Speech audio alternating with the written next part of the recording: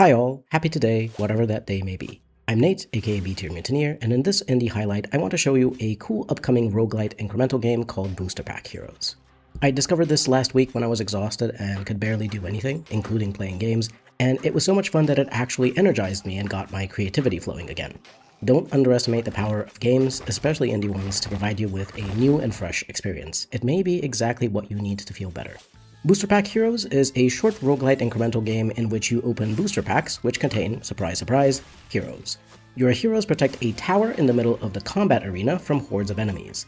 In between combat rounds, you get to upgrade the various heroes, spells, and other power-ups, as well as upgrade existing packs and unlock new ones. You also buy your packs and units for the next round, and then you fight.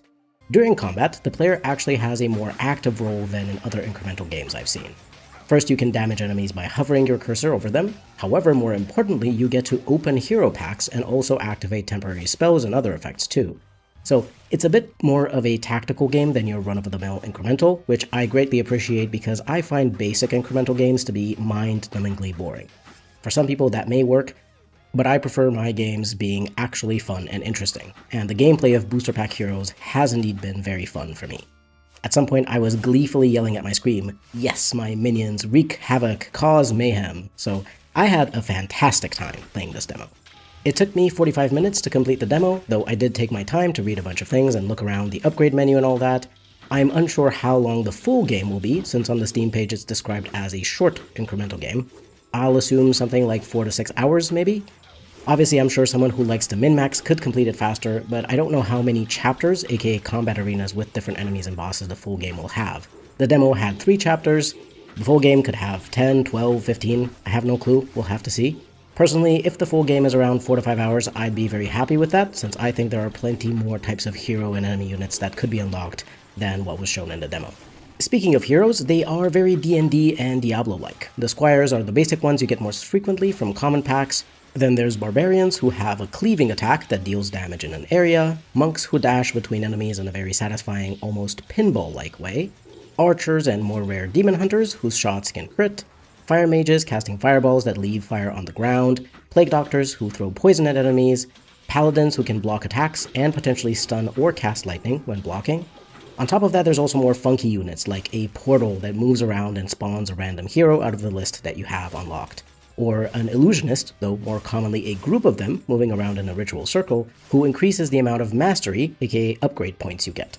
Other than hero units, booster packs can also drop spells or abilities that have a temporary effect, such as a lightning storm that strikes lightning at random enemies for the duration, or a frenzy spell which empowers your cursor's attack speed, damage, and area of effect.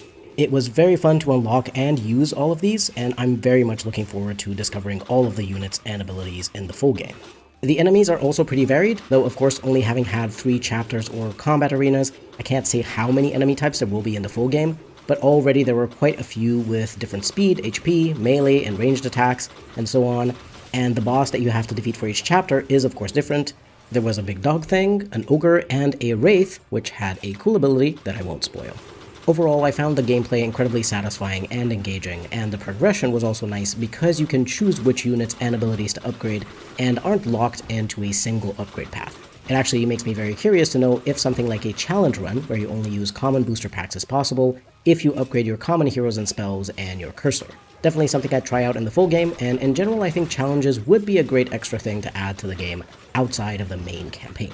Moving on to the visuals and audio, they are really good. The art is in a very simple arcade-like 2D style, which fits the retro D&D vibes perfectly. There's also a CRT filter on top of everything that adds to the retro vibes and makes the pixel art look even better in my opinion.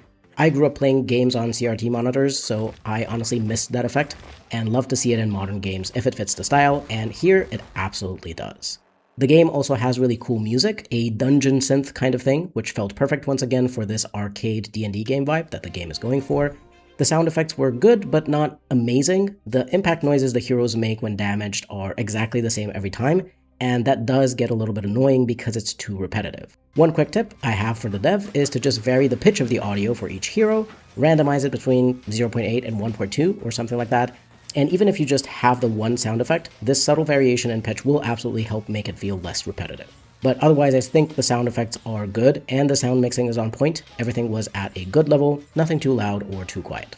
Here are some extra things that are too short to get their own section, so I'm adding them to the conclusions. The performance was perfect. I had no issues whatsoever, so big props for that. It was an extremely polished experience, and that's not easy to do. I also wanted to mention that Booster Pack Heroes is being developed by Zoop, who is a Brazilian game designer. He's actually designed board games as well. In particular, I recognize cartographers from his credits, and the reason I mention this is that it is pretty much immediately apparent when a game is created by someone who understands game design. It's fun, thematic, and more importantly, cohesive. Every element of the game has a clear reason to be there, and it adds something positive to the player's experience.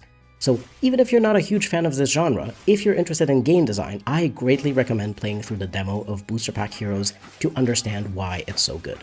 One thing that is a bit of a question mark for me is about what the full price of the game is going to be. For me, a fair price would be around €7 if it's about 4 to 6 hours of good, polished, fun gameplay. There's lots of incremental games out there at different price points, and they can be quite different from each other, so it's very hard to tell what Booster Pack Heroes will cost. Obviously, this one also feels like a bit of a roguelite, since you don't just progress through the same thing, but go through different chapters with different groups of enemies and bosses you need to defeat. So we'll have to see what the price ends up being.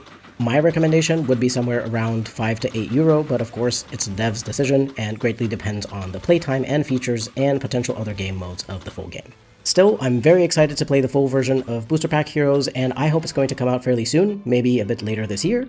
My wife watched me play it, and she also thought it looked super fun and immediately added it to her wishlist too, so this game is wife approved. It's a big thing, Zoop should be proud. Anyway, I hope you enjoyed this look at Booster Pack Heroes. If you enjoyed the gameplay you saw here or are at least curious, you can go play the demo on Steam for free. I've put a link to it in the description. I highly recommend giving it a go. As I said, for me, it was so fun that it got me out of a burnout-adjacent slump, so I'm very grateful. A special thank you to my members for sticking with me through this tough time. I appreciate all of you so much. If you want to support me, subscribing and becoming a member are the most helpful, but of course only if you want to and can afford it. I always appreciate it, even if you just like the video if you enjoyed it, and maybe leave a kind comment. This has been B-Tier Mutineer. I wish you a happy rest of your day or evening. Thank you very much for watching, and I'll see you next time.